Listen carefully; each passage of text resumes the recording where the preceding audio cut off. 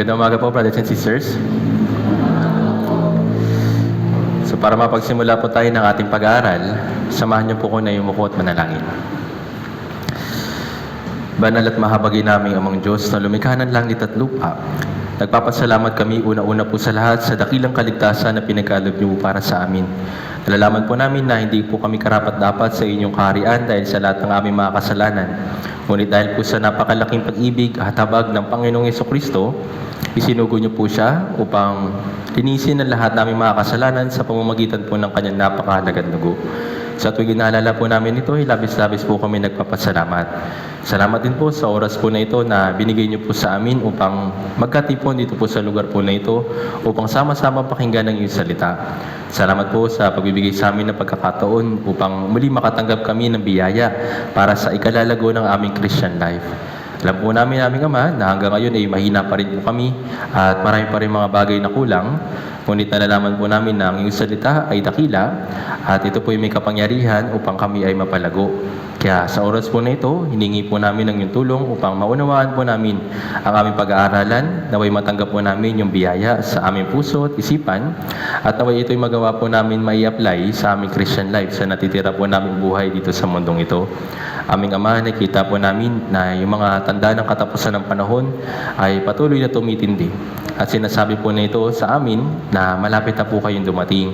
Kaya sa natitira po namin buhay dito sa mundo, pakiusap aming Ama, na may magawa po namin ang iyong kalooban, lalong-lalo na para po sa pangaral o pagbabahagi ng Ebanghelyo sa mga ligaw na kaluluwa sa paligid po namin. Patuloy po kami humingi ng tulong sa pamamagitan po ng tulong ng Espiritu Santo. Sa oras din po na ito, dinadalangin po namin yung mga brothers and sisters na maaaring hahabol po sa oras po na ito. Ingatan nyo rin po sila at gabayan at patuloy nyo po silang gabayan at ingatan sa pamamagitan po ng yung mahabaging kamay. Ganon din, dinadalangin po namin yung mga brothers and sisters na maaaring hindi po namin makakasama sa oras po na ito. Kung nasa naman po sila at naman po yung kanilang ginagawa, patuloy po namin silang idinadalangin upang hindi po sila matangay ng sanlibutan at naway makapagpatuloy sila bilang inyong anak. At naway hindi po sila matangay ng sanlibutan, ganun din matalo ng tukso ni Satanas at hindi rin po sila matangay ng mga pagnanasa ng kanilang sarili. Patuloy po namin silang itinataas sa aming Ama. Sa oras po na ito, sa inyong makapangyarihang kamay namin ito pinagkakatiwala. Lahat po ng ito ay dinadalain po namin sa makapangyarihang pangalan ng Panginoong Jesucristo. Amen. So buksan po natin sa ating Biblia sa Ebanghelyo ni Marcos.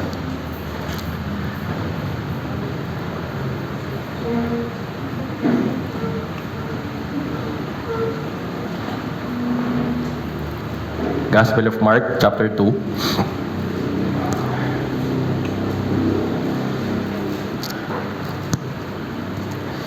Babasahin po natin mula verse 1 hanggang 5. Marcos chapter 2, verse 1 hanggang 5.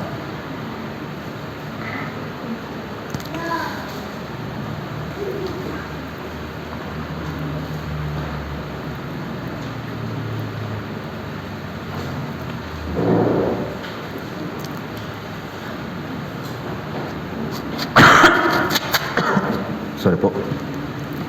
Kung nakita na po, babasahin po natin ng sabay-sabay, yung verse 1 hanggang 5. Basahin po natin, verse 1, 3, 2, 1. Nang siya'y magbalik sa Capernaum, pagkaraan ng ilang araw, kumalat ang balita na siya'y nasa bahay. Maraming nagtipon, kaya't wala ng lugar kahit sa may pintuan, at kanyang ipinangaral sa kanila ang salita.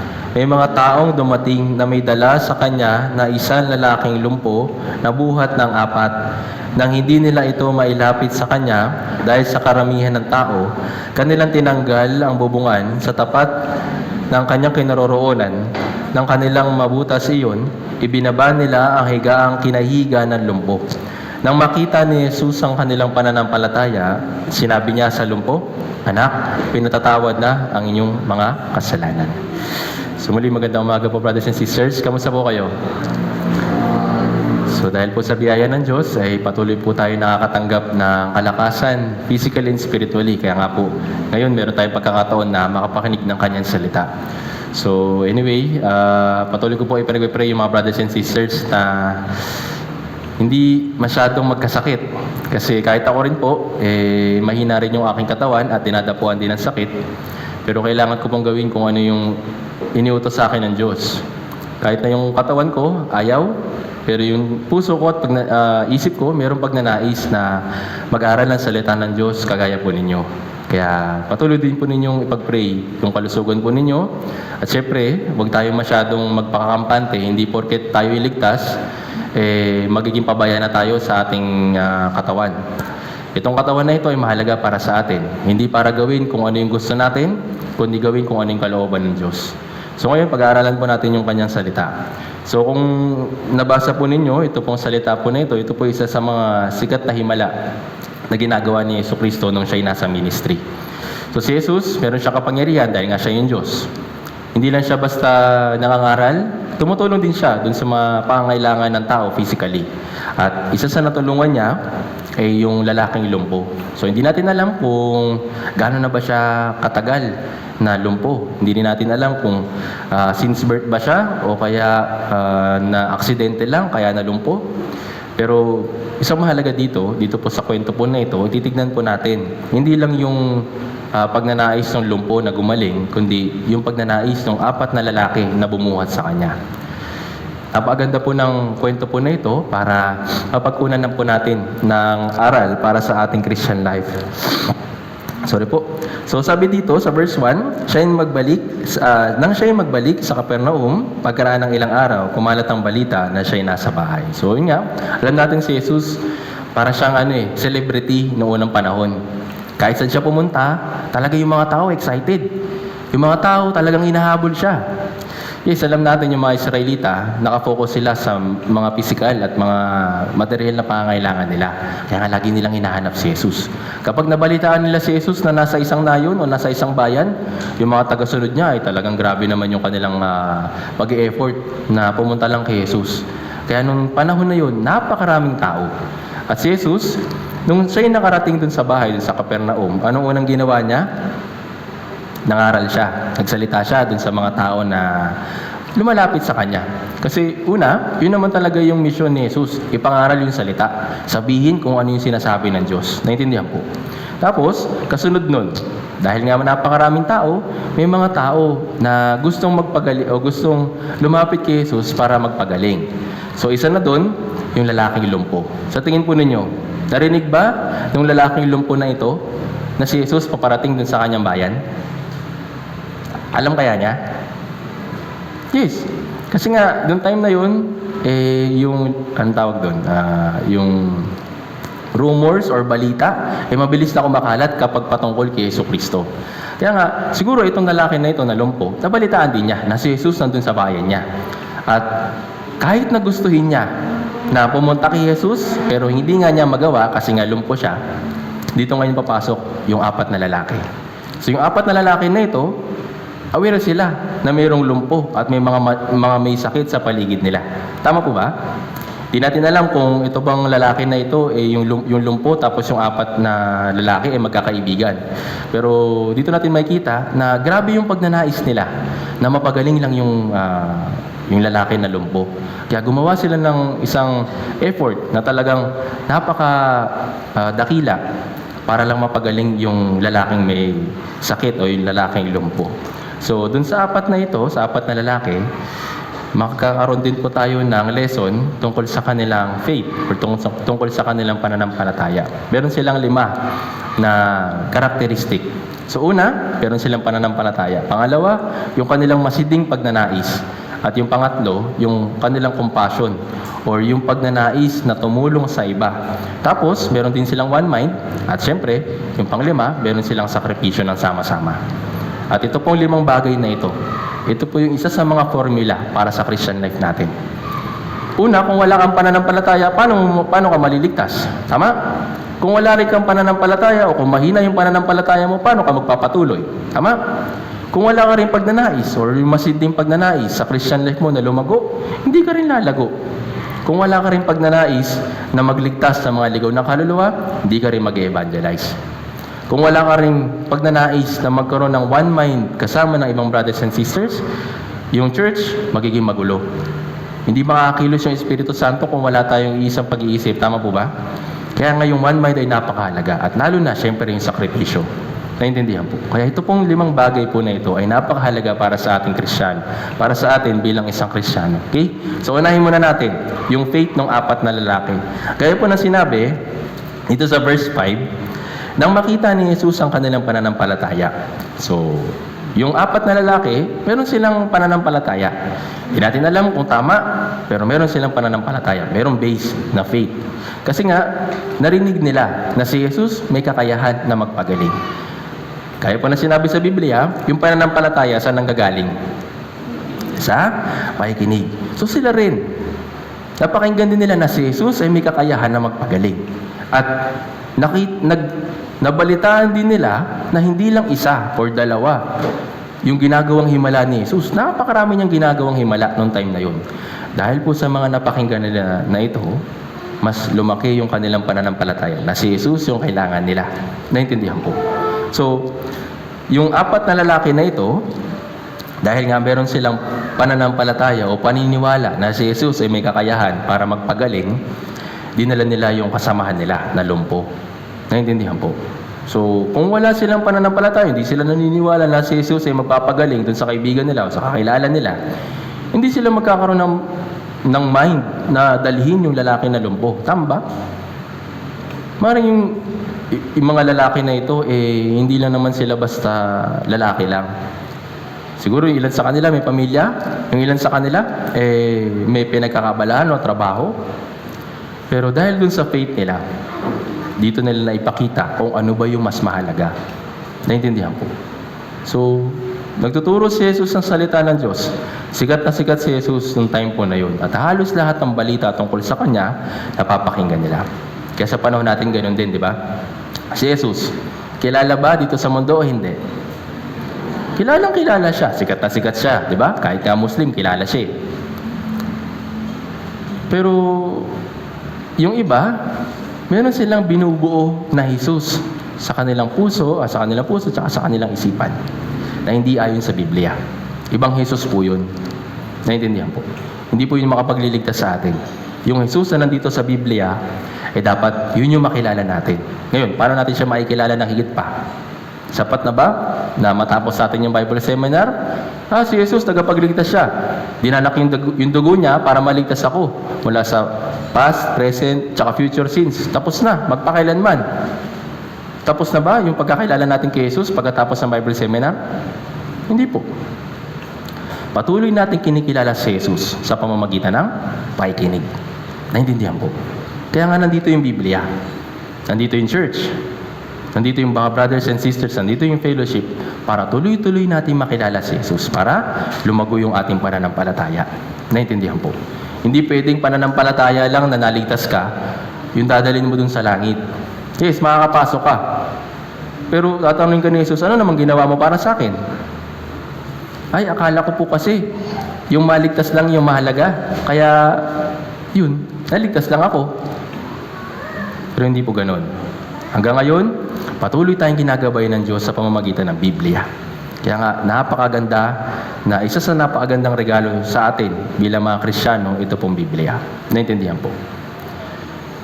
May mga nanay po dito, di ba?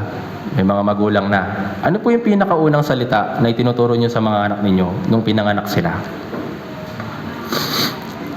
Tuloy sipon ko. Ano po? Droga? Alak? Sugal? Ano po? Mama, papa. Tama pa? Tama po ba? Yun po yung pinaka-universal language na pinakaunang tinuturo ng magulang nila sa kanilang mga anak. Tama po ba? Bakit? Bakit nyo po tinuturo yun sa mga anak po ninyo? Para makilala ka na ikaw yung nanay niya at ikaw yung tatay niya. Tama ba? Same din sa Biblia. After nating maligtas, ipinapakilala ng Diyos yung kanyang sarili. Anak, ako yung ama mo dito sa langit. Sa pamamagitan nito, makikilala mo ko. Basahin mo yan, ibinigay ko yan sa iyo. Para pag-aralan, saliksikin, para masigit mo ko makilala. Naintindihan po. Same din bilang isang magulang. Nais ng Diyos na ipakilala yung kanyang sarili sa atin na higit pa. Para mas lalo natin siyang mahalin, mas lalo natin siyang paglingkuran. Naintindihan po. At sa pamamagitan ng higit na pagkakilala sa Kanya, lalago din yung ating pananampalataya. Naintindihan po. Pero yung mga tao, yes, inisip nila, okay, alam ko naman yung ilang words sa Bible. Alam ko naman yung mga John 3:16. Alam ko naman na yung Hebreo chapter 9 verse 12. Okay na yon. Yung ibang mga parte, next time na lang. Pwede po ba? Pwede po ba yon? Hindi po. Kung paano yung words of God na ibinigay sa atin ng Diyos, dakila, makapangyarihan, nais niya ibigay sa atin yung higit pang biyaya para sa Christian life din naman natin. Yes, una nating natanggap yung biyaya ng kaligtasan. Tama? Pero pagkatapos nun, wala na bang biyaya na ibibigay yung Diyos sa atin? Napakarami. Isa na dito yung kanyang salita. Pero yun nga, nandito yung Biblia, nandito yung church, ibinigay ng Diyos yung oras sa atin. Pero kamusta po yung pagbabasa ng Biblia? Kamusta po yung paikinig? Check niyo po yung sarili po ninyo. Sapat na ba para sa akin na iilang chapters lang na mabasa, iilang words of God, iilang sermon lang yung napapakinggan? Actually, personally, napakakulang po nun. Bitin, kumbaga. Tama po ba? Kung tayo nga kung pupunta tayo sa isang buffet, susulitin natin, di ba? Kung hindi lang puputok yung tiyan natin sa pagkain, hindi tayo titigil. Tama ba? Paano naman sa words of God? Ganon din ba yung puso natin? Kapag umaharap tayo sa words of God, merong masiding pagnanais para palaguin yung ating pananampalataya. Ito rin po yung isa sa dapat natin i-check o suriin sa Christian life natin. Habang ako'y nagpapatuloy sa Christian life, napakahalaga ng words of God. Sabi nga sa Biblia, di ba, sa Mateo chapter 4 verse 4, hindi sa tinapay lamang nabubuhay ang tao, kundi sa bawat salitang lumalabas sa bibig ng Diyos. Pag sinabi niya na tayo magkaroon ng pagkain, magkaroon tayo ng pagkain. Tama? Kung anong sinabi niya sa atin na makapagpapalakas sa ating Christian life dito sa Biblia, yun ay mapagpapalakas sa atin. Tama po ba? Pero yun nga, kahit na nakalagay na ito sa Biblia, kahit na inuutusan na tayo ng Biblia, kahit na yung Espiritu Santo, sinasabi na sa atin na mag-focus sa Biblia. Pero bakit minsan, yun pa rin. Nauuna sa atin yung ibang bagay. Nauuna sa atin yung mga pangailangan dito sa sanlibutan. At hindi natin pinaprioritize yung words of God. Hindi naman sinabi sa atin ng Diyos na huwag na magtrabaho. Sinabi sa atin ng Diyos, unahin mo muna ako. Naintindihan? Then, pagkatapos mo, gawin mo kung ano yung kailangan mong gawin. Yun yung nais ng Diyos para sa atin. Hindi pwedeng baliktad. Unahin ko muna yung sa akin, bago umarap sa Diyos. Hindi po pwede. Kaya, kung ganun yung magiging routine natin sa Christian life natin, makakasanayan po ninyo yun. Tama ba? Kung patuloy nyo sinasana yung sarili niyo na unahin yung Diyos, yun yung magiging routine ng katawan ninyo. Pero, kung patuloy nyo uunahin yung ibang bagay kaysa sa words of God, yun din yung kasasanayan ng katawan ninyo. Tama ba? Pansin po ninyo, huwag nyong gagawin pansinin nyo lang. Kapag ilang araw ka nang hindi nakapagbasa ng Biblia, anong pakiramdam? Yes, mabigat. Pero dun sa point na yun na nabibigatan ka, nakakapagbasa ka makaagad. Alam mo na mabigat. Alam mo na mayroong kulang. Pero kapag harap ka na sa words of God, bigat na yung katawan. Bakit? Nasanay na Huwag niyo pong sasanayin yung sarili ninyo na maging tamad. Dahil kasalanan po yun sa harapan ng Diyos. Nais ng Diyos na tayo magsikap ng mabuti, maging maalam sa Espiritu para sa pagpapalago ng ating Christian life. Ayaw niyo na maging tamad na anak. Naintindihan po. Kaya nandito yung Biblia, nandito yung church, nandito yung fellowship para masigit tayo na masanay sa ating sarili. Masanay yung ating katawan na iharap yung ating sarili sa words of God. Naintindihan po. Naintindihan? So, Sa pamamagitan ng masigit pang pagkakilala sa Diyos, lalago yung ating pananampalataya. Kaya sa pamamagitan din ng paglago ng ating pananampalataya, masigit tayo makakasunod sa kalooban ng Diyos. Naintindihan po? Hindi pwedeng gusto natin munang sumunod sa kalooban ng Diyos pero wala ka namang lakas na nakukuha sa words of God. Di ba ganito yung minsan nagiging puso natin? Gusto nating sumunod. Gusto nating gawin kung ano yung sinasabi ng Diyos dito po sa Biblia. Pero bakit kadalasan di natin nagagawa? Check natin yung sarili natin. Baka mamaya, meron lang pagnanais, pero wala namang action. Naintindihan po. Sabi sa Biblia sa Santiago, yung pananampalataya na walang gawa ay patay. Hindi ibig sabihin nagagawa ka para maligtas, ha? Gumagawa ka kasi ligtas ka. Naintindihan po. Para ipakita yung faith mo sa Diyos, kailangan mong gumawa. Kailangan mong kumilos. Naintindihan po. Ano pong pagkakaiba ng isang lalaking tulog sa isang lalaking patay? Ano po pagkakapareho nila? Pag pinagtabi sila, pareho sila nakahiga, pareho sila nakapikit. Tama ba? Pero anong pagkakaiba nila? Yung isa buhay, yung isa patay. Kaso nga lang yung buhay, natutulog. Kung nagiging tamad tayo sa Christian life natin, ganun din yung nangyari sa atin. Tumatabi tayo sa mga patay, natutulog, pero buhay naman. Naintindihan po. Baka mamaya hindi po kayo matulog, ha? Hindi po yung ibig ko sabihin. Sa Espiritu po. Okay? Kaya nga, kailangan natin masigit na magnais na palaguin yung ating pananampalataya kasi nga nasimulan na. Naintindihan po. Kung paanong yung Diyos mayroong pagnanais na tayo palaguin, dapat tayo rin mayroong pagnanais na palaguin yung ating pananampalataya. Naintindihan? Hindi pwedeng yung Diyos lang may gusto. Naintindihan po. Tapos ikaw ayaw mo naman. Tandaan natin na kapag dalawa o kapag yung kalooban ng Diyos at yung kalooban natin ay nagtagpo, mayroong himala na mangyayari. Naintindihan? Kung ako may pagnanais na makinig ng words of God ngayon, bibigyan ka ng Diyos ng kalakasan spiritually. Pero kung ang gusto mo lang, umattend, mag-attendance, kumain, tas uwi, wala kang makukuha kapag ganun. Naintindihan po? Kaya every time na mayroong schedule, huwag lang po mag-prepare physically. Mag-prepare spiritually. Yanda po ninyo yung puso ninyo na makinig ng words of God, tumanggap ng words of God, makinig ng words of God, at i-apply yung words of God. Naintindihan po? Kasi kung maikinig lang tayo, tapos uwi, magiging mabagal yung ating paglago sa ating pananampalataya. Kaya bago mag-start yung week, halimbawa,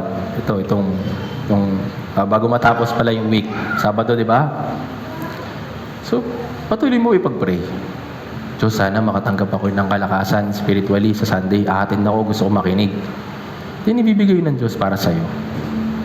Pero kung sa puso mo, ay, aatin pala ako.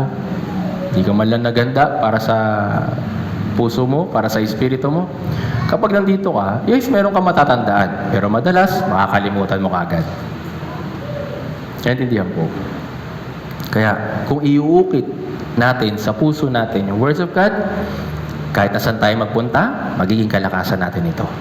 Naintindihan po. Kaya nga, di ba, mayroong mga Bible verse na mayroong salitang iukit sa puso?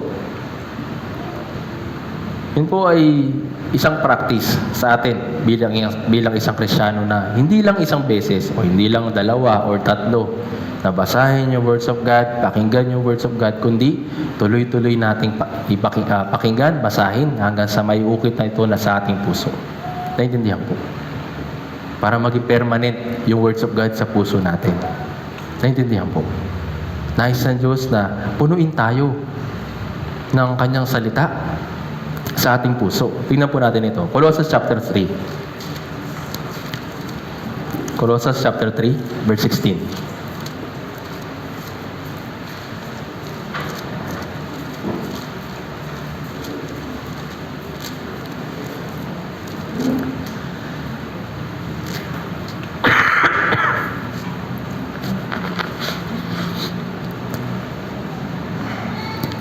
Colossus chapter 3 verse 16, basahin po natin ng sabay-sabay.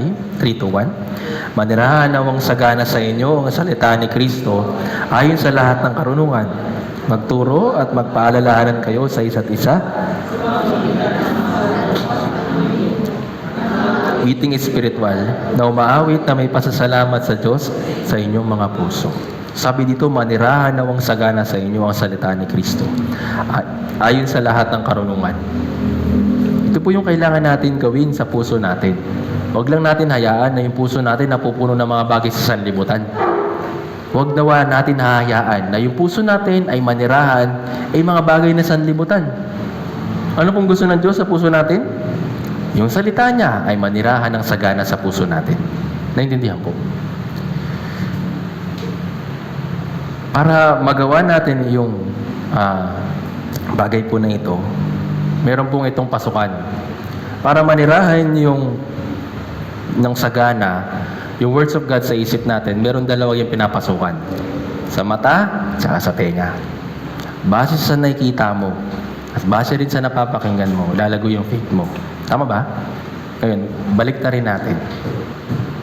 Kung palagi mong tinitignan ay mga bagay ng sanlibutan, palagi mong pinapakinggan ay mga bagay ng sanlibutan, ano mapupuno sa puso mo? Mga bagay din na sanlibutan. Tama po ba? Kaya depende sa tinitignan at depende sa pinapakinggan natin, napupuno yung puso natin. Naintindihan po. Kayo po, ano pong gusto ninyo? Yung mga bagay ng sanlibutan, yung pupuno sa puso ninyo o yung salita ng Diyos? No, konti lang sumagot. Ano pong gusto ng iba? Mga bagay ng sanlibutan? Tandaan po natin yan, mawawala rin yan, lilipas din yan, tutupukin din yan ng apoy. Ano pong gusto niyo pumuno sa puso po ninyo?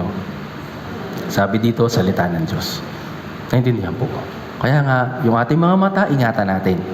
Yung ating mga tainga, ingatan din natin. Actually, sa panahon po natin ngayon, nakakatakot. Si Satan, meron din siyang pagdanais na ganito. Alam niyo po ba? Gusto niya manirahan sa lahat ng tao. Yung kasinungalingan, yung kabulaanan, yung paglapastangan sa Diyos. Alam niyo kung paano niya yung ginagawa? Social media, screen time, at yung mga bagay dito sa sanlibutan. Tama ba?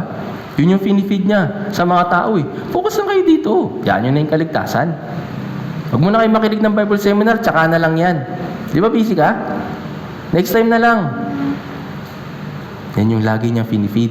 Para ang mapuno, hindi mga bagay na espiritual, kundi yung mga bagay na pisikal at dito sa mundong ito. Naintindihan po. Yun po yung ginagawa ni Satan sa panahon po natin ngayon. Akala po ninyo, tinutokso lang na tayo na hindi umattend dito sa church? Akala nyo po, binibigyan lang tayo ng mga pagsubok o mga paghihirap para hindi kayo umattend sa church? Hindi lang po yun yung ginagawa niya.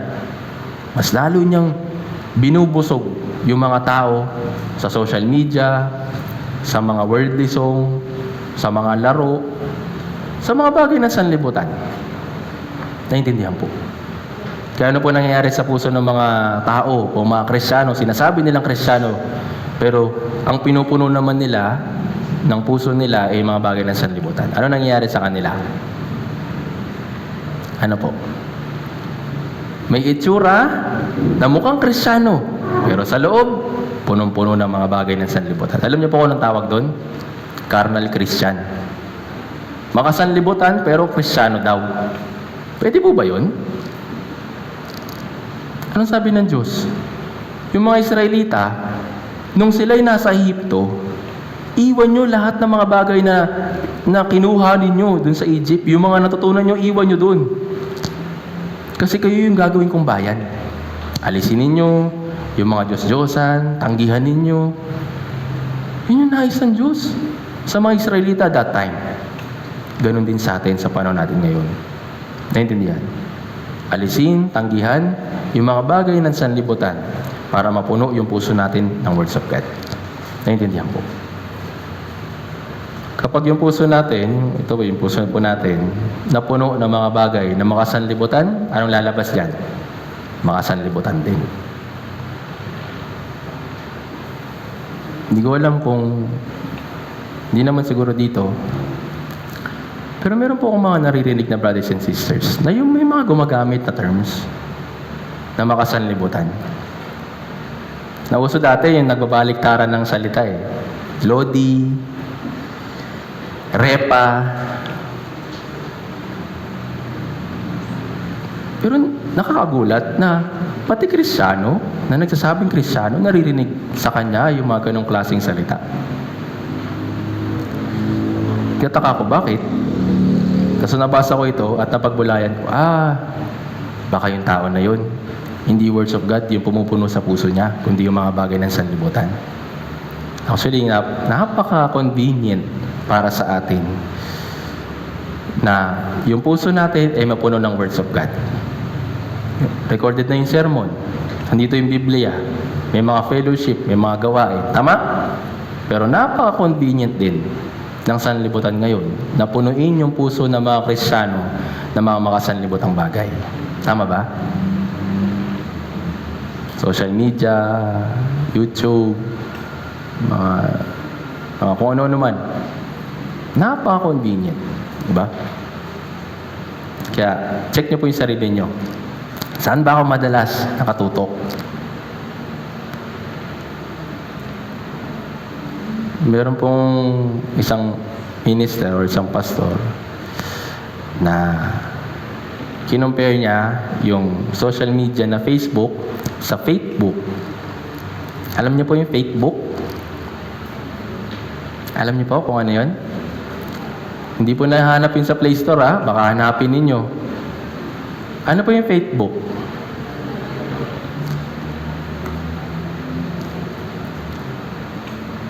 Di ba meron dong news feed? Di ba?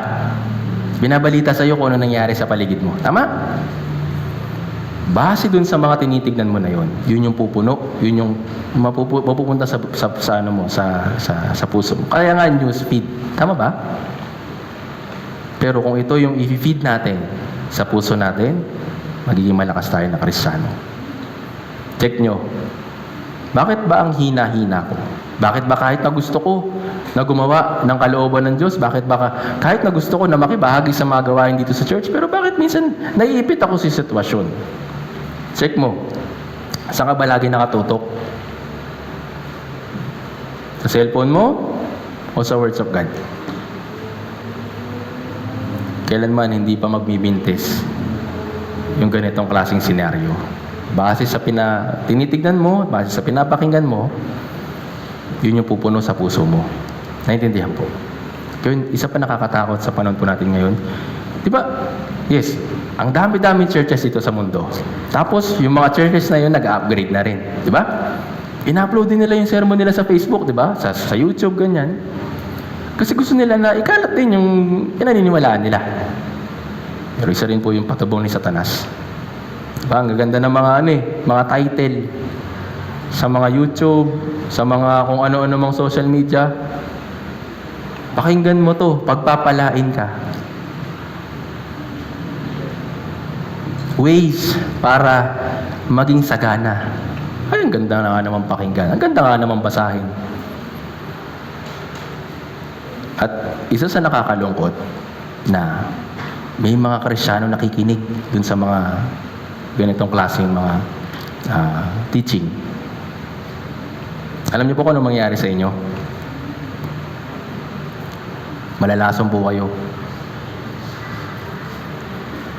Tama ba? Yung faith ay pananindigan sa mga bagay na hindi nakikita. Tama ba? So, ano ba yung pinifeed nilang faith sa atin? Magtiwala ka dun sa mga nakikita mo. Magtiwala ka dun sa mga kailangan mo physically. Yung sa mga bagay na hindi nakikita, hindi na nga nakikita, kaya wag mo na pagtuunan. Yan po yung ginagawa ni Satanas sa panahon po natin ngayon. Kaya mag-ingat po kayo sa mga pinapakinggan po ninyo. Naintindihan po? Maingat din po kayo sa mga pinapanood po ninyo. Dahil base dun sa pinapakinggan, pinapanood po ninyo, yun yung pupuno sa puso ninyo. Dami-dami nating sermon sa YouTube, di ba? Ba't pa kayo maghahanap sa iba? Parang ang cheesy naman yung sinabi ko, no? Pero, ibig ko sabihin, bakit pa kayo maghahanap ng ibang sermon? Kung pa ba yung words of God na pinag-aaralan natin? Or, meron kayong gustong pakinggan na pupuno lang ng ego ninyo? Magkaiba po yun. Yung meron kang gustong pakinggan, pero hindi naman yun yung katotohanan. Tapos ito yung ayaw mong pakinggan, pero ito yung katotohanan. Anong gusto mong pakinggan? Diba, may kasabihan, yung katotohanan ay masakit. Tama ba? Kaya kadalasan yung mga tao ayaw sa katotohanan. Gusto lang nila dun sa mga kasinungalingan. Kasi maganda nga naman pakinggan. Pero mag-ingat po kayo. Naintindihan po. Yung faith natin ay dapat nandito lang. Yung faith natin, hindi tayo nakikinig sa tao lang. Ang dami-dami pong masikat na preacher dito sa buong mundo. Pero nung pinapangaral nila, para dito sa mundo. Tama ba? Eh, nasan ba yung mundo po ninyo? Tagasan po ba kayo?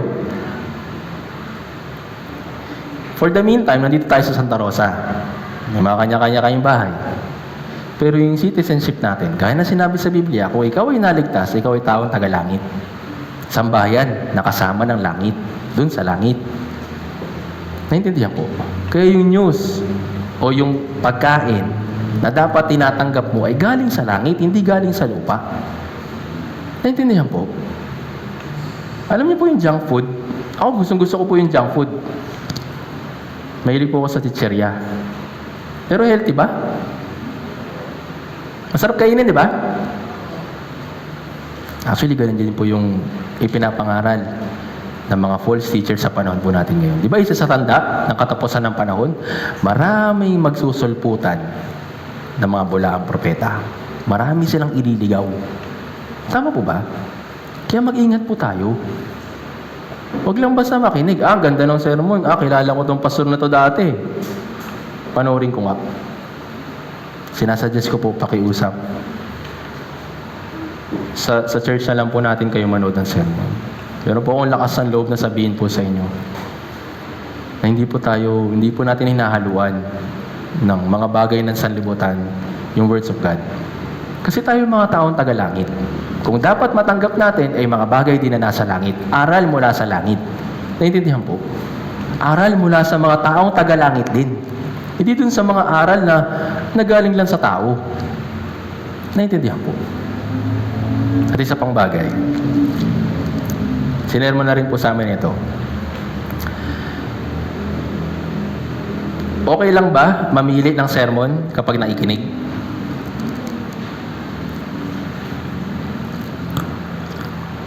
Sa palagay po ninyo, okay lang po ba? Yes, may mga gusto tayong topic o kaya mga gusto tayong pag-aralan. May gusto tayong alamin, pero gusto natin matutunan.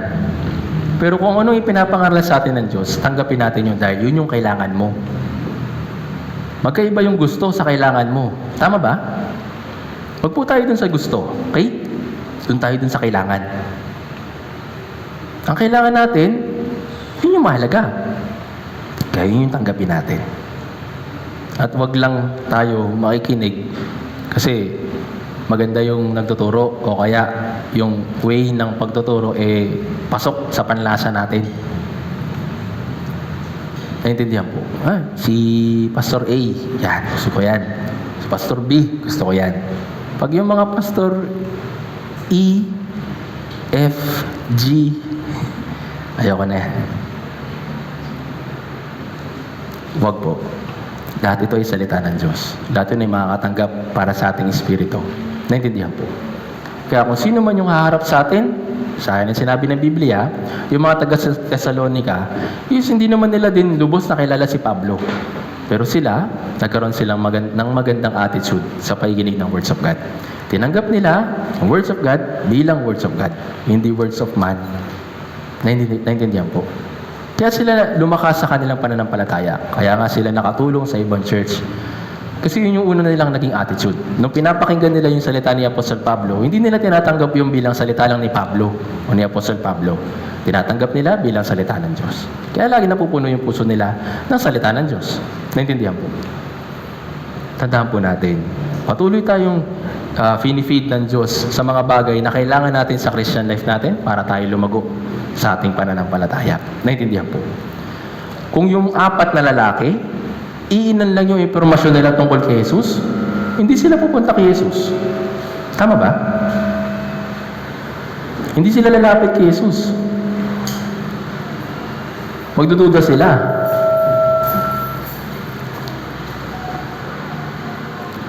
Magdududa sila kung pupunta sila kay Jesus, di ba? Kung hindi sila mayroong lubos na pagkakilala kay Jesus, na may kakayahan siya na magpagaling, hindi sila pupunta. Tama ba? Maring iba. Halimbawa, 4 sila, di ba? Maring isa. Pero, tara, punta tayo kay Jesus. Siya daw yung magpapagaling doon sa kaibigan natin na lumpo. Paano yung sinabi ng pangalawa? Totoo ba? Naniniwala ka ba talaga doon? Nakita mo na ba? Ikaw ba mismo naka-experience?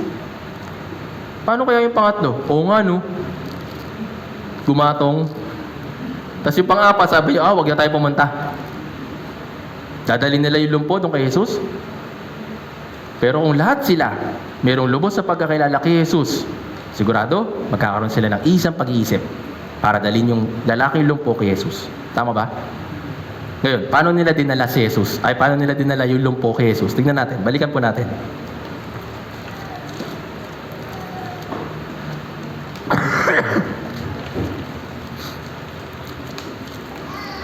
Marcos chapter 2.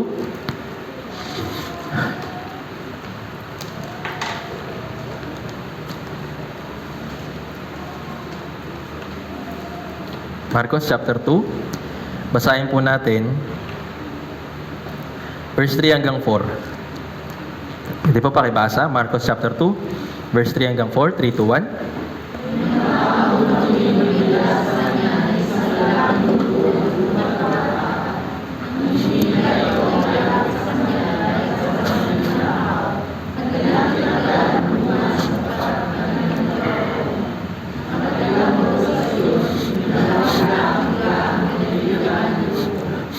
So, dito natin makikita yung lubos nilang pagnanais o masidi nilang pagnanais o yung tinatawag na persistency. Hindi ko alam kung ano yung pinakamalapit na word tungkol sa persistency or persistent. Pero ang naisip ko ay masiding pagnanais. O sigasig o masiding pagsisigasig. Search nyo lang po sa Google yung persistent, yung ibig sabihin na persistent. Pero, ito po mga tao na ito, yung 4 sila, meron silang persistency. Bakit? Ano yung unang nilang na-observe?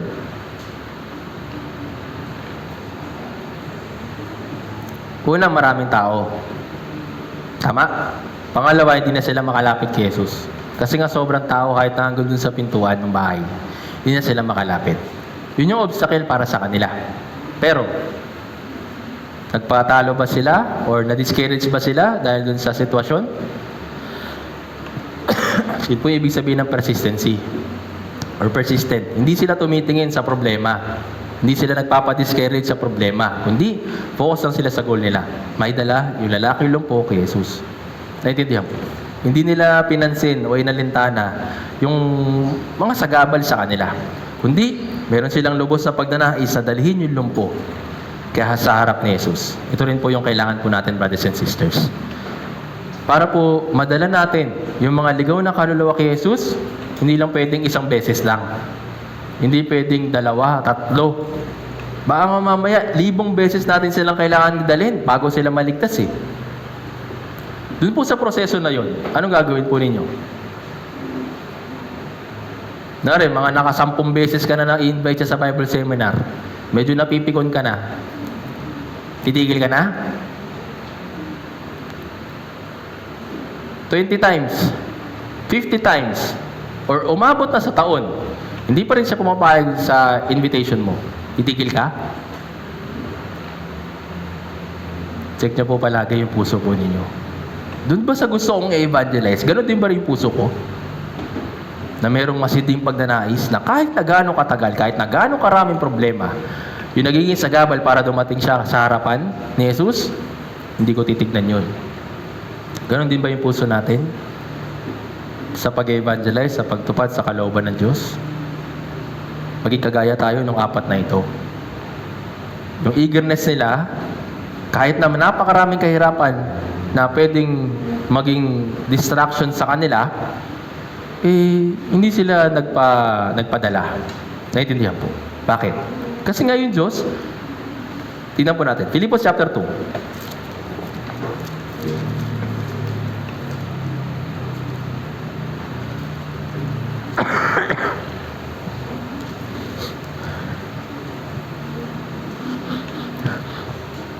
Filipos chapter 2 verse 13.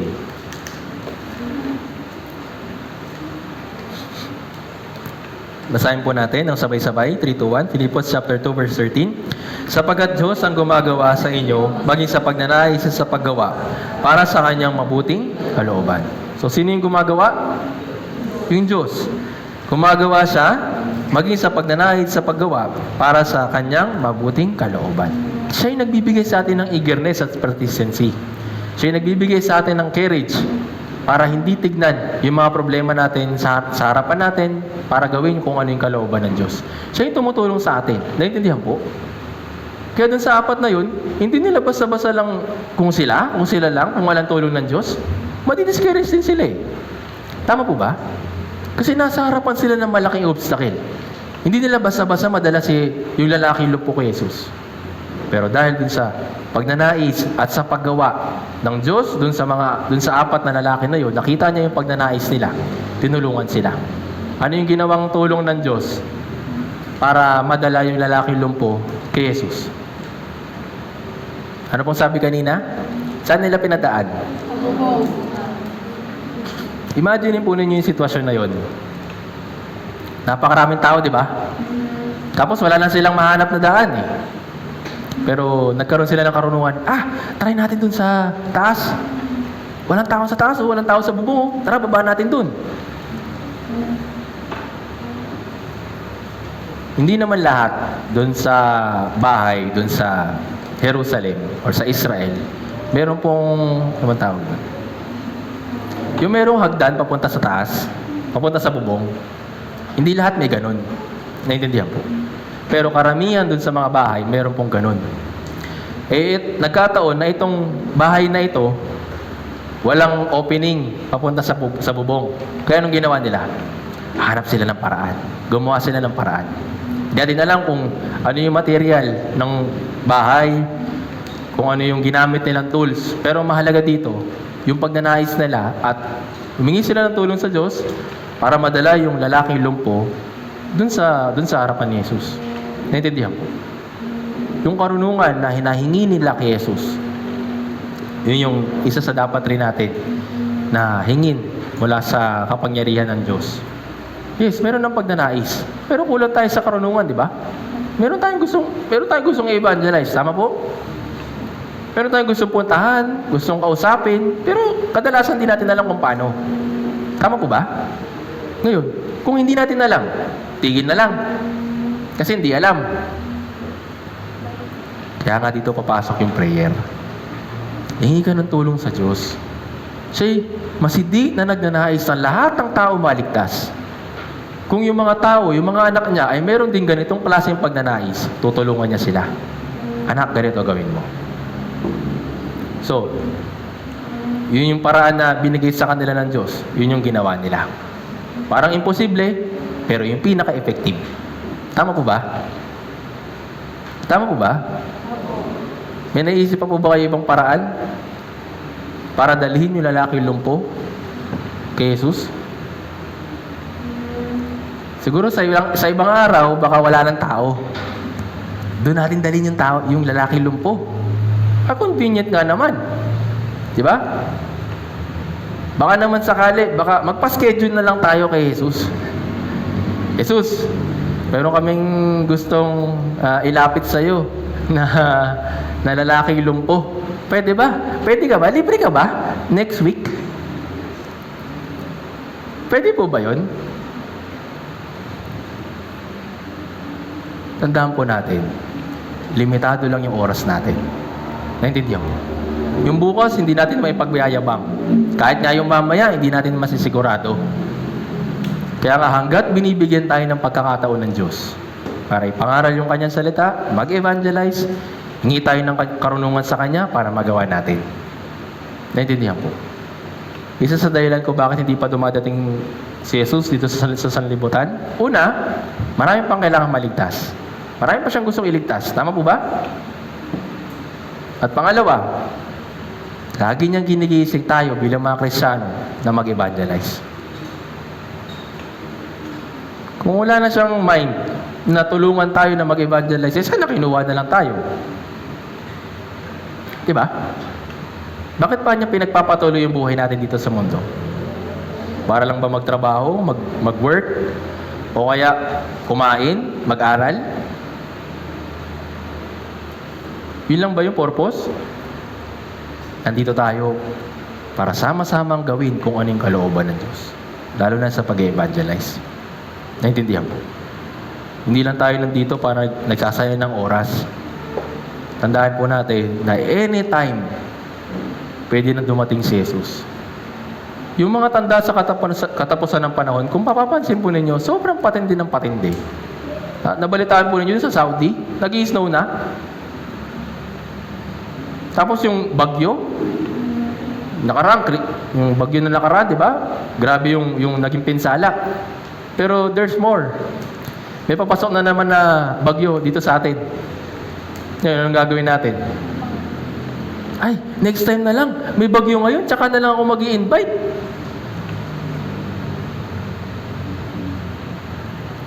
Papasalamat po ako sa Diyos. Nung nakaraang bagyo, nagawa po natin, huwag pansinin yung problema o yung sitwasyon.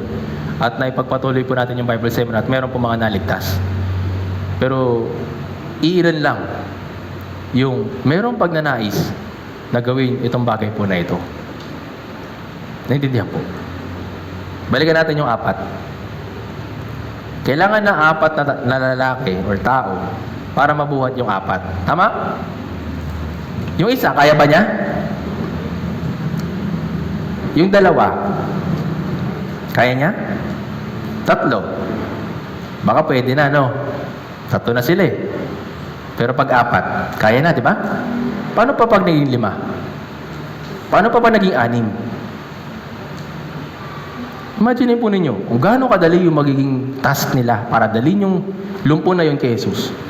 Mas mabilis silang dadalhin, di ba? Kaya nga dito papasok ngayon yung iisang pag-iisip ng 4 na lalaki. Kaya sa church, sinuturo sa atin na magkaroon ng one mind. Naintindihan po? Hindi lang para walang conflict sa loob ng church. Hindi lang para lahat susunod sa minister. Yung one mind po ay inuutos ng Diyos para sa lahat, bawat isa sa atin. Naintindihan po? Kasi kung wala yun, mahihirapan tayo na execute yung kanyang kalooban. Naintindihan po? Kaya bawat isa sa atin, patuloy tayong tinuturuan ng Diyos na magkaroon ng iisang pag-iisip. Naintindihan po? Para tayo makapagdala ng masigit pa na mga kaluluwa sa harapan ng Diyos para sila ay maligtas. Bigyan ko pa po ng isang example. Tungkol sa persistency. Lucas chapter 18. Tingnan po natin ito.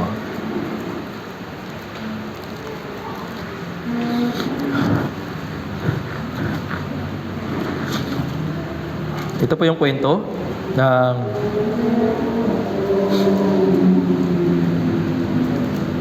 yung babaeng balo at yung hukob. Basahin po natin mula verse 1 hanggang 8. Lucas chapter 18, verse 1 hanggang 8. Basahin po natin ang sabay-sabay, 3, 2, 1. At isinalaysay ni Jesus sa kanila ang isang talinhaga kung paanong sila'y dapat lagi manalangin at huwag manlupaypay. Sinabi niya, sa isang lungsod ay may hukom na hindi natatakot sa Diyos at walang taong iginagalang. At sa lungsod na iyon ay may isang babaeng balo na laging pumupunta sa kanya na nagsasabi, bigyan mo ako ng katarungan laban sa aking kaaway. Subalit pagkatapos ay sinabi sa kanya sarili, bagaman ako hindi natatakot sa Diyos at hindi gumagalang sa tao. Subalit dahil sa ginagambala ko ng taong ito, bibigyan ko siya ng katarungan. Kung hindi ay patuloy na pagpunta dito. At sinabi ng Panginoon, pakinggan ninyo ang sinabi ng masamang hukom. At hindi ba bibigyan ng Diyos ng katarungan ang kanyang mga pinili at sumisigaw sa kanya araw at gabi? Kanya bang matitiis sila? Sinasabi ko sa inyo, mabilis niyang bibigyan sila ng katarungan. Gayunpaman, nagparito ang anak ng tao, makakatagpo kaya siya ng pananampalataya sa lupa. So ito po isang talinhaga nung babaeng balot sa yung hukom. Sabi dito, para saan daw yung kwento na ito? Sabi dito, talinhaga kung paanong sila'y dapat laging manalangin at huwag manlupaypay. Yung persistency at one mind, magkasama. Naintindihan po. Kung dun sa dalawang bagay na yon, hindi tayo connected, wala rin tayong ma-achieve. Pag nanais, pero lahat labo-labo, may matatapos? Merong one mind, pero wala namang pagnanais. Pwede kaya? Wala rin. Kaya yung eagerness at one mind ay dapat parehong magkasama palagi. Naintindihan po. May pagnanais at siyempre merong pagnanais na makibahagi. Nandito ka bilang parte ng katawan ni Jesus. Pwede ba yung body parts natin, merong isang body part na hindi kikilos kapag gagalaw tayo? Sorry. Meron po ba? Sa loob ng katawan natin, napakaraming muscle, di ba? Kapag naglalakad tayo, daang muscle, yung patuloy na kumikilos para lang makapaglakad tayo. Naintindihan po. Para magawa rin yung kalooban ng Diyos, yung persistency at one mind ay kailangan. Parang yung example yung 4. Nakita nila na maraming tao. Nakita nila na mahirap yung sitwasyon nila. Pero hindi sila nagpatinag. Naintindihan po. Hindi po yung kailangan po natin para sa Christian life po natin para makapagpatuloy na makapag-evangelize sa mga ligaw na kaluluwa. Sabi nga sa Biblia, sa Kawikaan chapter 28 verse 1, ang masama ay tumatakas gayong wala namang umahabol. Ngunit ang mga matuwid ay matatapang na parang leon. Isa sa karakteristik ng leon ay matapang siya. At tayo bilang isang Kristiyano, kailangan din natin maging kagaya ng leon. Hindi maging matapang lang sa mga kaaway ninyo, o kaya sa mga kapitbahay ninyo, o kaya sa mga pamilya ninyo. Maging matapang, lalo na sa pagtupad sa kalooban ng Diyos. Huwag matakot. Naintindihan po. Minsan, sa halip na mag-focus sa pag-evangelize, dahil sa work, dahil sa school works, o dahil sa pamilya, dahil sa anak, hindi na nagagawa yung kalooban ng Diyos. Kasi natatakot. Naintindihan po. Yes, kailangan natin sila igalang. Bilang mga namumuno sa atin. Yung teacher, yung professor, yung boss, ganyan. Kailangan sila. Dahil yun yung practice natin bilang isang Kristiyano. Naintindihan po. Pero kung matatakot na lang tayo sa kanila at hindi na gagawin kung ano yung kalooban ng Diyos, hindi na rin yung tama. Naintindihan po.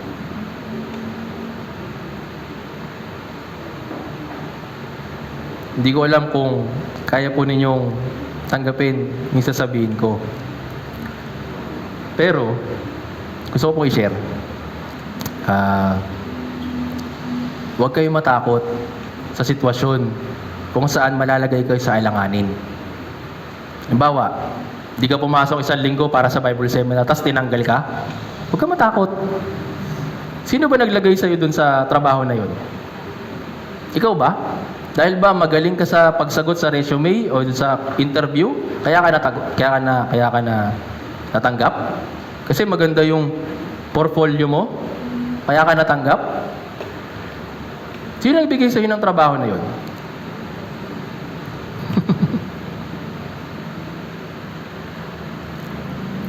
Yung Diyos po, lahat ng bagay sa kanyang anak, binibigay niya dahil kailangan nila. Tama?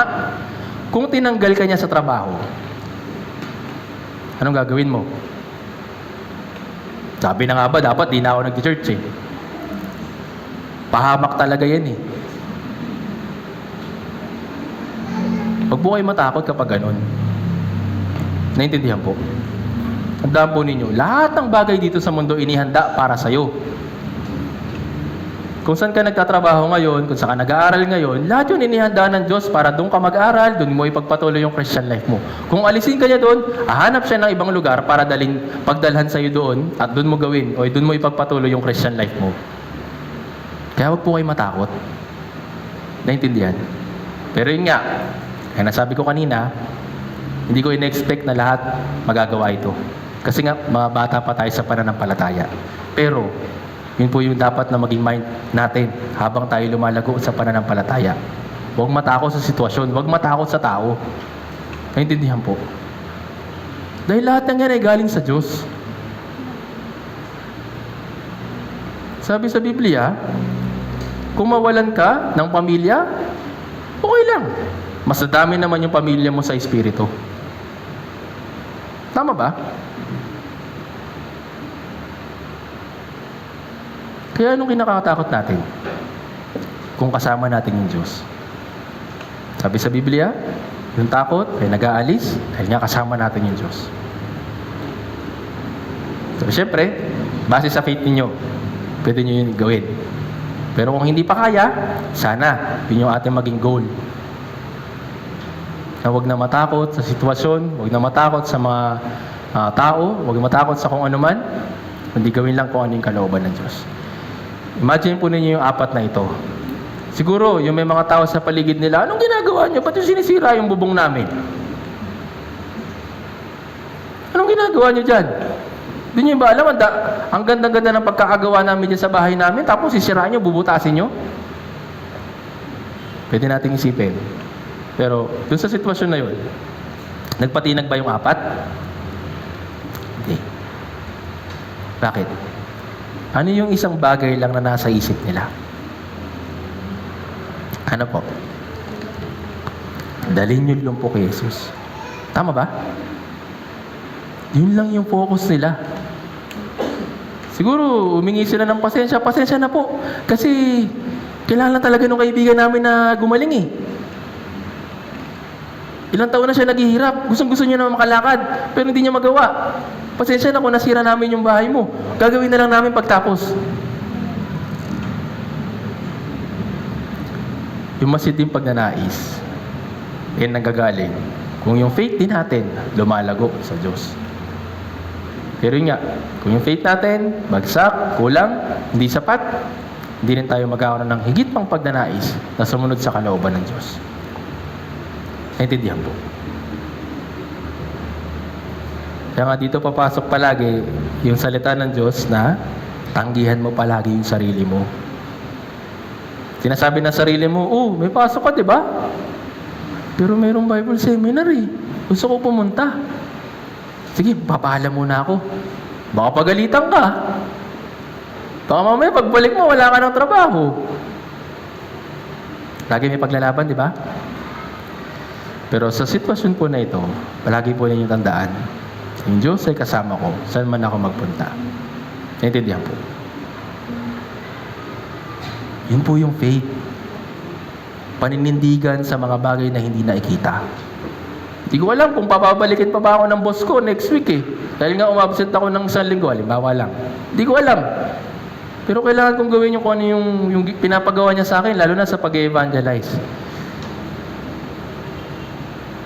Kung mag-focus tayo, muna, sa gawain para sa Diyos, Diyos yung bahala para sa atin. Naintindihan po. Sa pamamagitan po ng prayer at masiting pagnanais, sabi nga dito, huwag man lupaypay. Kagaya ng babaeng balong. Siguro, hindi nakalagay lang kasi dito, ilang panahon. So, hindi natin alam kung gaano nakahaba. Naintindihan po. Pero mahaba na. Dumating na sa point na pinagbigyan na siya. Bakit?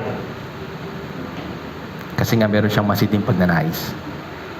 Bigyan mo na ako. Bigyan mo na ako ng katarungan dun sa mga kaaway ko. Diba, paulit-ulit yung ginagawa, di ba? Nakulitan na. Sabi niya, sige, bibigyan kita ng katarungan. Actually, yan din po yung isang part ng evangelism. Huwag lang tumigil. Nag-invite ka ngayon, tumanggi, hindi susunod. Pinag-pray mo ngayon, pero hindi mo bra, mag-pray mo pa rin. Tumanggi siya ngayon, susunod, baka pwede na. Baka lumambot na. Kaya sa prayer, at masiding pagnanais at nang hindi nanlulupaypay, gawin natin kung ano yung kalooban ng Diyos, lalo na sa mga ligaw na kaluluwa sa paligid natin. Naintindihan po. At yun po yung ginagawa natin dito sa loob ng church. Hindi lang po tayo nagtitipon-tipon dito para lang ba i-enjoy yung mga bagay physically or materially. Nandito po tayo para sama-samang magpatatag sa ating pananampalataya, sama-samang magkaroon ng isang pag-iisip para gawin kung ano yung kalooban ng Diyos, lalo na sa pag-evangelize. Naintindihan po. Kagaya nung apat na ito, yung persistency nila at one mind, talagang napakagandang example para sa atin. Ngayon, apat sila, di ba? Yung isa hindi kaya, dalawa hindi kaya, tatlo, baka pwede, pero mahihirapan pa rin. Pero apat, sapat na yun. Naintindihan po. Dito po sa church, meron po kayong mga ina-evangelize, di ba? Una, baka ikaw lang mag-isa, hindi mo kaya. Pagpadalawa, mahirap pa rin. Pagpakatlo, medyo-medyo. Pero apat, baka pwede na. Ngayon, dito po sa church, hanapin mo yung ganong klaseng mga tao. Yung kagaya ng isa sa apat na ito. Yung mayroong pagnanais na dalhin yung tao na yun kay Jesus. Kaya, hanapin mo yung apat na lalaki or sister or babae dito po sa loob ng church para to pa rin yung kalooban ng Diyos. Hindi po ibig sabihin, yung brother, si sister mayroong pagnanais na ganun, sa kanya ako sasama. Hindi po ibig ko sabihin ganun. Okay? Hanapin po ninyo yung mayroong one mind na mayroong gustong pagnanais na magligtas sa mga ligaw na kaluluwa dito sa loob ng church. Yun po yung makakatulong po sa inyo sa Christian life ninyo. Diba tayo? Yes, nagkakasama-sama tayo, di ba? Maganda. Fellowship, kwentuhan, minsan chismisan. Okay, walang problema. Pero hanapin mo yung Kristiyano na makakatulong sa iyo para sa Christian life mo at para din sa pag-evangelize sa mga ligaw na kaluluwa. Sana, isa tayo dun. Maging kabilang tayo dun sa apat. Naintindihan po? Naintindihan? Siguro gutom na po kayo. Pero anyway, yun nga. Itong apat na lalaki na ito, meron silang masiding pagnanais. Meron silang masiding kagustuhan para dalhin yung lalaking lumpo para humarap kay Jesus. At hindi lang sila basta nagkaroon ng pagnanais or persistency, hindi lang sila basta nagkaroon ng one mind, kundi nag-sacrifice din sila. Siguro ilan sa kanila, may pamilya. Siguro ilan sa kanila, may trabaho nung time na yun. Pero dumating yung pagnanais nila na tulungan natin yung kaibigan natin na lumpo. Dalhin natin sila. Dalhin natin siya kay Jesus. Yun yung sinakripisyo niya. Yung bawat isa dun sa tao na yun, siguro maraming binubuhay or kaya pamilya. Pero pagdating dun sa usapin, na kailangan tumulong na sila sa iba, yun yung ginawa nila. Naintindihan po. Nakalagay dyan, tsaka nakalagay doon, di ba? Hindi ako mamamatay kundi mabubuhay. At ang lahat ng gawa ng Panginoon ay sasalaysay. Anong aking isusukli sa lahat ng kabutihan ng Diyos para sa akin? Lahat ng yan ay magagaling kung ikaw din ay meron kang pag-ibig sa ligaw na kaluluwa. Kung wala kang pag-ibig sa mga ligaw na kaluluwa, hindi mo sila iisipin. Naintindihan po? Balikan natin si Yesu Cristo. Ano yung foundation kung bakit niya ipinako yung sarili niya dun sa krus? Dahil sa pag-ibig sa iyo. Tama ba? Siya, binigay niya yung kanyang sarili sa iyo dahil mahal ka niya. Ayaw ka niya mapahamak dun sa impyerno. Ngayon, kung wala kang pag-ibig towards sa iba, hindi mo rin ibibigay yung sarili mo. Kaya nga, palakihin natin yung puso natin sa pag-ibig sa mga ligaw na kaluluwa. Naintindihan po. Yung puso natin, dapat masigit na nagnanais na tulungan yung mga ligaw ng kaluluwa sa paligid natin. Hindi lang yung kailangan natin ng ganito, kailangan natin ng ganyan. Yes, kailangan lahat yun. Pero wag na wag natin aalisin sa puso natin na kailangan din tayo ng iba. Naintindihan po. Tingnan po natin ito. Efeso chapter 5.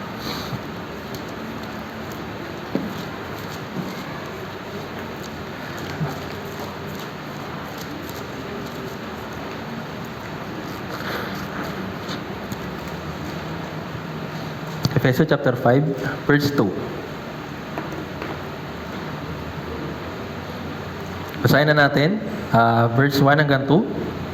Efeso chapter 5, verse 1 hanggang 2. Basahin natin na sabay-sabay. 3, 2, 1.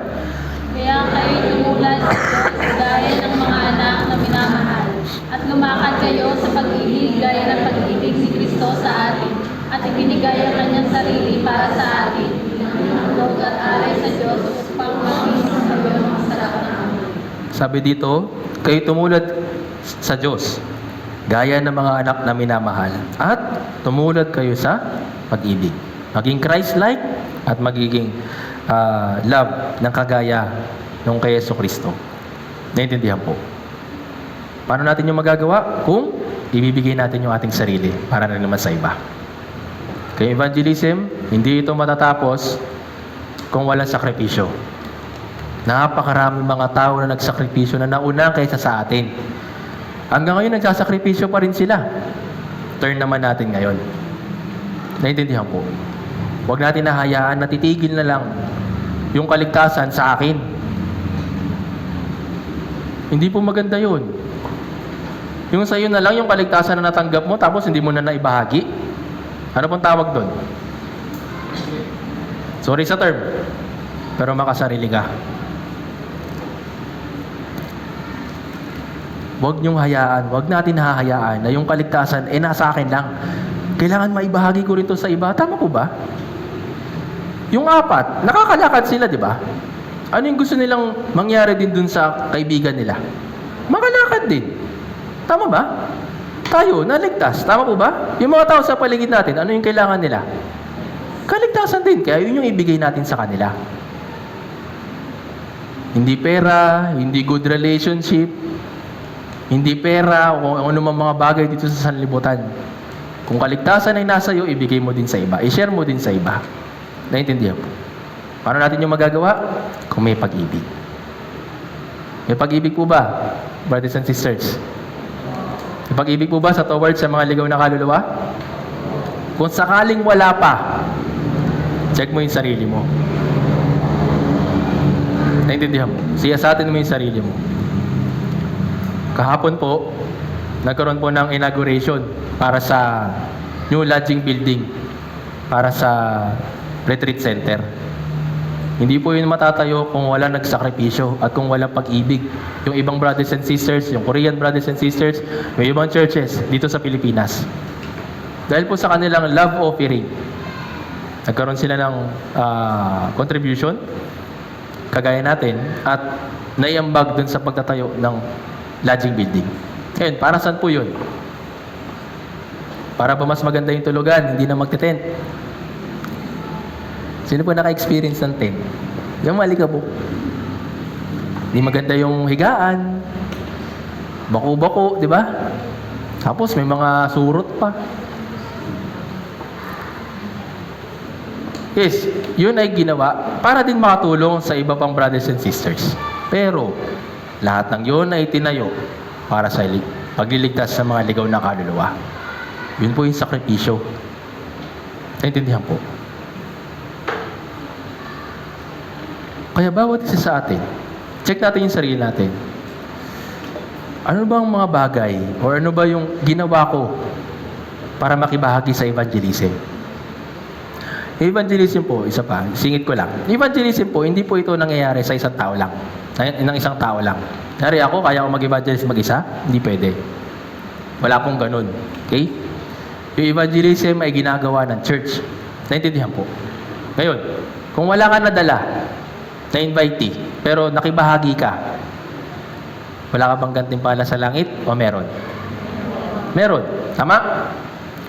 So, huwag ma-discourage kapag walang invitee.